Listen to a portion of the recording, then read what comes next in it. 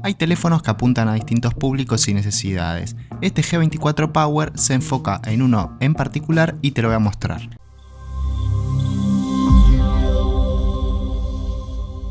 Arrancando por su precio, a día de hoy en el mercado argentino se encuentra por 400.000 pesos o el equivalente a $280. Si lo compramos, en su caja nos va a incluir el cable micro USB tipo C y el cargador de 33 watts, que demora en completarse de 0 a 100 más o menos 1 hora 45 minutos. Si bien parece mucho, lo bueno es que su batería es de 6.000 mAh y nos da una duración de 2 días completos sin tener que cargarlo en el medio. Una de las duraciones de batería más largas en el mercado y por este precio ni hablar. También su caja nos incluye una funda transparente, la típica plástica de toda la vida, que está bien sobre todo para proteger su módulo de cámaras, que suele sobresalir un poco.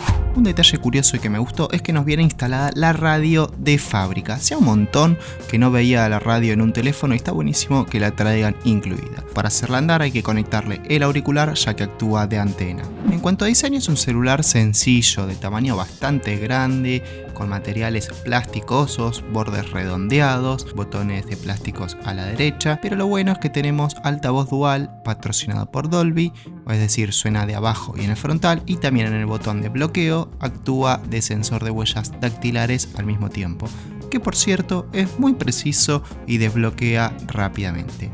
Obvio, no sería un Motorola si no traería sus clásicos gestos de toda la vida para encender o apagar la linterna.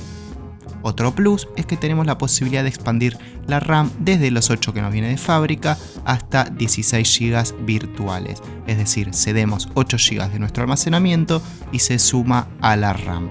Que hay que destacar, funciona realmente bien el apartado de mantener las apps en memoria. Pueden ver, tengo todas estas aplicaciones abiertas al mismo tiempo y las mantuvo en memoria, sin ser un teléfono con un superprocesador ni nada más alejado que ello, pero la gestión de RAM y consumo está muy bien adaptada. No es un teléfono para gaming, simplemente vamos a poder jugar la mayoría de juegos típicos, sencillos, que no consuman demasiado en cuanto a gráficos, sino que si vamos a querer jugar al Fortnite o al FIFA, ahí sí no lo vamos a poder hacer a 60 fotogramas por segundo ni acercarnos.